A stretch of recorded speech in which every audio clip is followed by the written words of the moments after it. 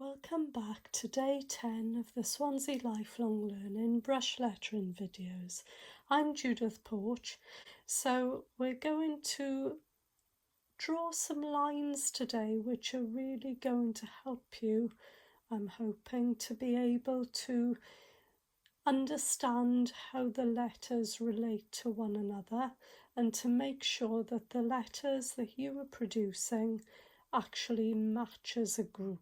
So if now I'm doing a very compressed letter N, I need to alter my spacing.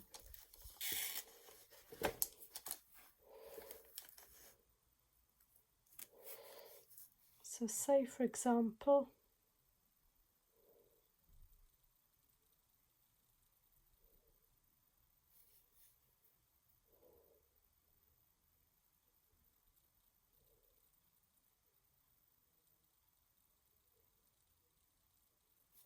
my N looks like this.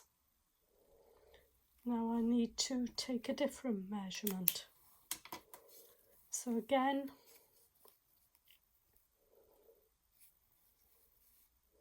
I measure the centre of each stroke, mark that onto my sheet, and then I'm going to mark up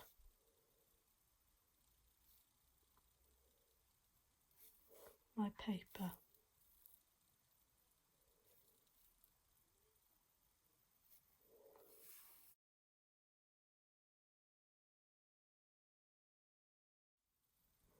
So I've drawn my lines, so I'm now going to show you the same exercise but using the narrower width spacing. So again, I've taken my width from there, measured halfway through those strokes, and then just measured this across the page. So this is a really good exercise to practice to make sure that the letter forms that you're creating work as a group, because this is really important in calligraphy.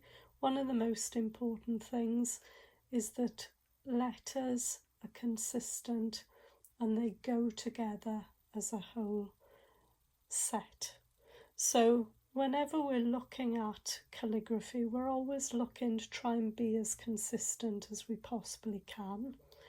And this is based on a copper plate style and also on an italic style, which is based on an oval O. But of course, an oval can be very narrow.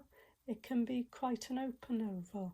So it's important that you keep this consistency with the widths, because if you're doing quite an open oval and then in the middle of that you put a very narrow letter, it's going to really jump out at you and spoil the whole look of the entire thing.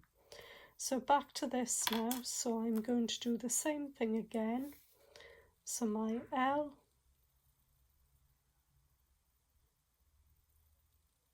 or I should say, and then the L. This will also help you when we come to doing spacing, because the spacing between the letters should be the same as the space within the letters. So if your spacing is wrong within the letters, it's going to throw out all of your spacing between the letters as well. So it's important to try and get used to seeing your letters at the right width. So the N, as we've already done. So if I was doing an M,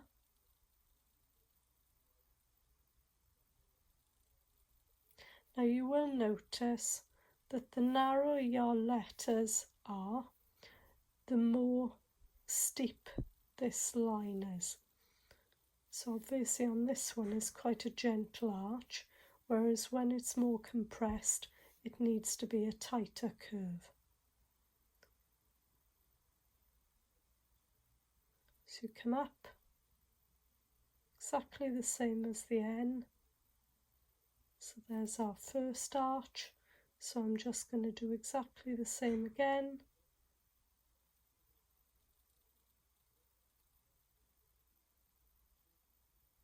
into my second arch. So now I've got an M which matches this N. If I do an H,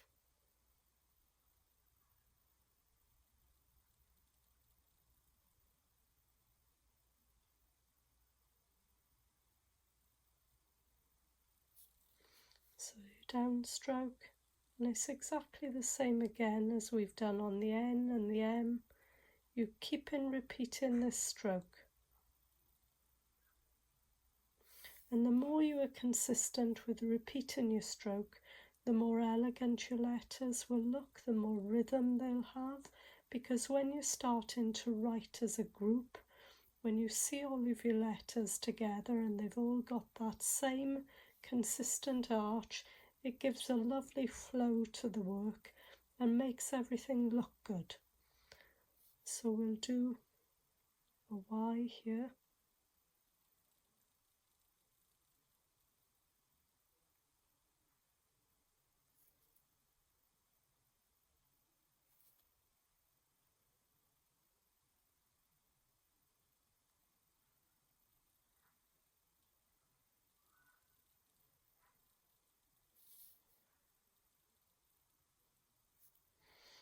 And then a W.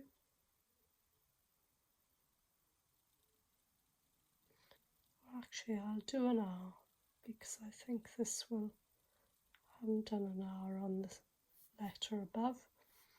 So the R is going to come up exactly the same as the N. And again, you've got that little bit on the top. So you can see how these are all relating to one another. And the J.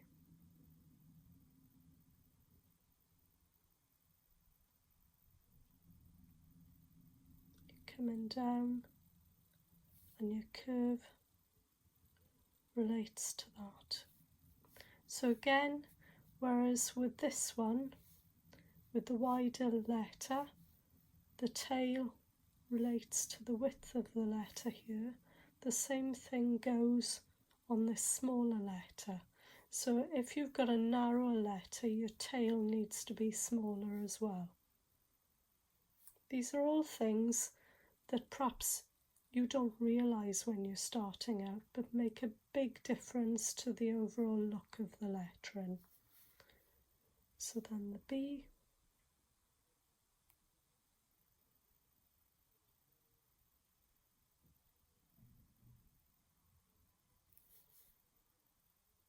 Again, thinking about that N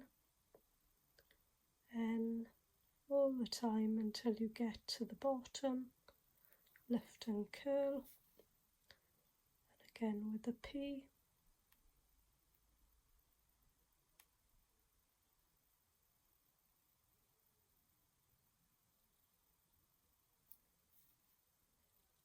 So it's exactly the same as the N, come round,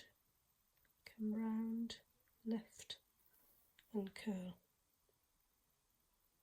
So that's the end of today's lesson. So hopefully you can practice this at home over the weekend, and this will make a really big difference to all of your lettering. If you can get this consistency of the letters, it's a really good lesson to learn. And next week we'll be moving on to the anti-clockwise letters. So we've got a whole load of new letters there. So the O, the A, the C, the E, the D, all of these letters all relate to one another in the same way that these relate to one another. So I look forward to seeing you then. Thanks for watching.